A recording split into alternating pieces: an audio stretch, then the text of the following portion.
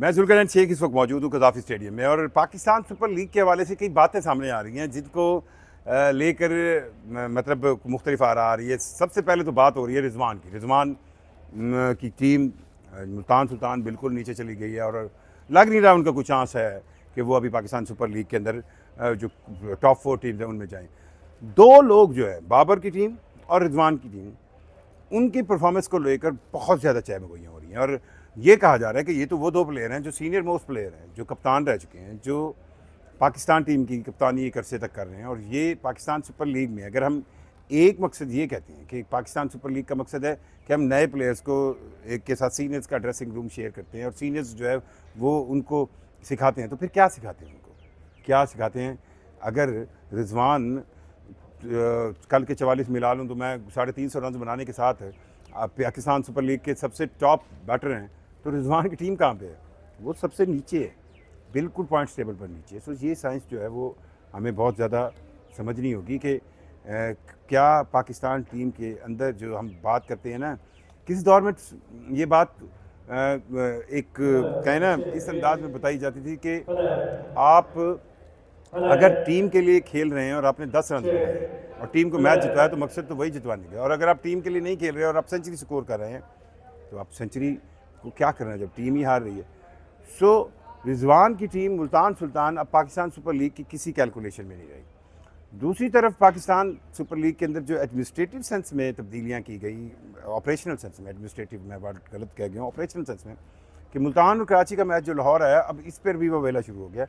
हालांकि ये खुद मुल्तान सुल्तान की मैनेजमेंट कह चुकी है कि 3 ऑप्शंस थे, जिनमें एक ऑप्शन ये था कि 6 मई को करवा लिया जाए, लेकिन उसके ऊपर कराची किंग्स नहीं मान रही थी। और कराची किंग्स का जो दलील थी वो बहुत मतलब है कि वाइज दलील लगती थी कि उनको 4 दिन के अंदर 3 मैचेस और 3 डिफरेंट वेन्यूज़ पर जाना पड़ेगा, तो वो इसको किस तरह अफोर्ड कर सकते हैं। अब ये मैच जो मुल्तान और कराची का है इसी कज़ाफ़ी स्टेडियम में दोपहर के 3 बजे होगा, जिस पर पाकिस्तान क्रिकेट बोर्ड ने एक एडवाइजरी जारी की है शायकीन के लिए। एक तो खुशखबरी ये दी कि भाई अगर आपके पास रात वाले मैच की जो लाहौर और क्वेटा के दरमियान है उसकी टिकट है तो आप दोपहर वाला मैच भी देख सकते हैं, ठीक है, वेल एंड गुड। लेकिन इस क्योंकि टेम्परेचर गर्मी काफ़ी बढ़ती चली जा रही है और 1 मई को एक गर्म दिन होगा, सो उस सेंस में शायकीन को ये भी कहा गया कि आपको अलाउड है कि आप अपनी छतरी लें, अपने साथ पानी रखें, वो क्या कहते हैं ऐसे कपड़े पहने जिनसे ज़्यादा गर्मी ना हो। सो अब ये मैच जो है देखना होगा कि ऑपरेशनल सेंस में कितना एक वायबल है। बहरहाल इस पूरे टूर्नामेंट के अंदर 2 लोगों को, बाबर को और रिजवान को, इस लिहाज से अब तनकीद का सामना करना पड़ रहा है कि वो 2 लोग जिनके बारे में इस टूर्नामेंट के फिगर्स या स्टैट्स ये बताते हैं कि ये बेस्ट प्लेयर है, इन्होंने सबसे ज़्यादा रन स्कोर कर लिए, लेकिन उनकी टीमें सबसे नीचे हैं, पेशावर ज़ल्मिया और मुल्तान सुल्तान। सो ये एक, और जैसे कल मैं बात कर रहा था कि अगर इसको आप कंपैरिजन करें हमसाया मुल्क के अंदर मौजूद विराट कोहली के साथ,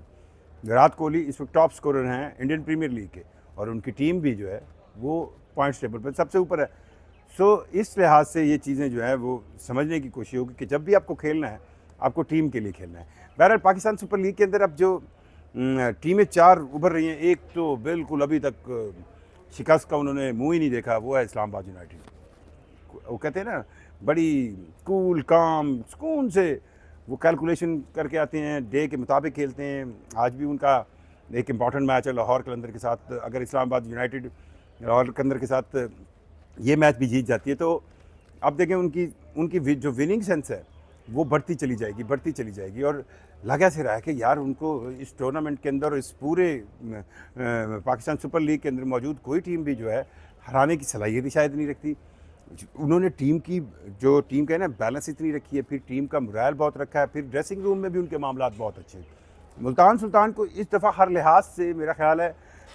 as a management, at dressing room, honour, Ali Tareen भी कोई खुश नहीं है पाकिस्तान सुपर लीग से, वो पाकिस्तान सुपर लीग के मामला से खुश नहीं है, पाकिस्तान सुपर लीग की चीज़ों से खुश नहीं है, उनसे पाकिस्तान सुपर लीग खुश नहीं है, पीसीबी खुश नहीं है। अगर आप ऑफ द रिकॉर्ड बात करें, मैं नाम किसी का नहीं ले सकता,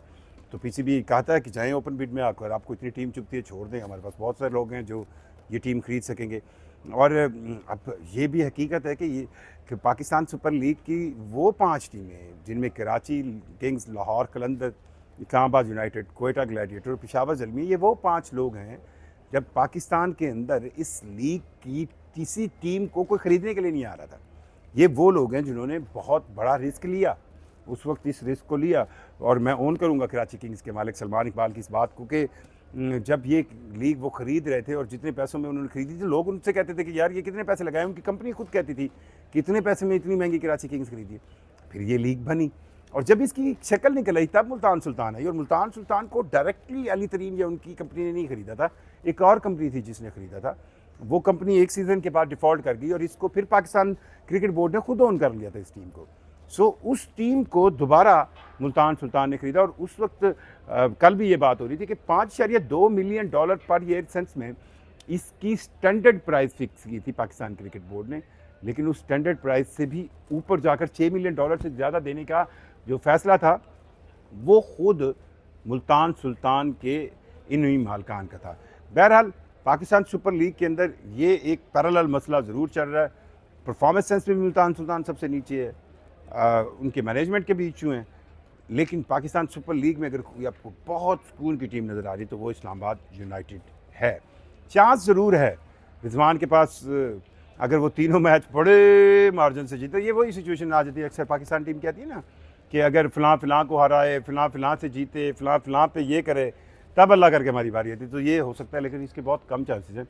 और यूँ लगता है कि इस टूर्नामेंट की जो टॉप 4 टीम्स हैं उनकी शक्ल आलमोस्ट बन ही गई है। पेशावर ज़ल्मी और मुल्तान सुल्तान जो है वो पॉइंट टेबल पर नीचे हैं, बाकी 4 टीमें जो हैं वो टॉप 4 में होंगी, और अगर टॉप 4 में होंगी तो फिर यही 4 टीमें क्वालिफायर और एलिमिनेटर खेलेंगी और फाइनल की तरफ जाएंगी। बहरहाल आने वाले 2-3 दिन में अब ये धड़ाधड़ मैच हैं। आज भी लाहौर का और इस्लामाबाद का मैच है, कल मुल्तान कराची का मैच है, फिर लाहौर कोयटा का मैच है, फिर उससे अगले दिन लाहौर के अंदर मैच, तो 3 मई को मैच है, फिर 4 मई वाला बड़ा धमाकेदार मैच है जिसमें लाहौर और कराची की, जिसमें लाहौर के अंदर जो है वो एक दूसरे के सामने होगी। ये वो मैच है जिसको आप कह सकते हैं कि देखने के लिए लाहौर का जैम पैक क्राउड होगा, और ये इस मैच का जो है वो मार्केटिंग वैल्यू या इसका मार्केटिंग पॉइंट ऑफ व्यू हमेशा ज़्यादा रहा है। सो आपको क्या लग रहा है कि इस्लामाबाद यूनाइटेड इसी PSL को जीतेगा? ज़रूर कमेंट कीजिएगा, और ये ज़रूर कमेंट कीजिएगा कि क्या मेरा या ये जो ये राय बन रही है कि मोहम्मद रिजवान और बाबर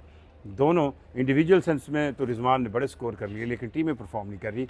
इनमें इनकी क्या वो जो सेंस की जाती है कि सेल्फिश सेंस है या टीम ओरिएंटेड गेम कर रहे हैं, इस पर भी ज़रूर कमेंट करके बताइएगा। मुझे इजाज़त दीजिए, अल्लाह हाफ़िज़।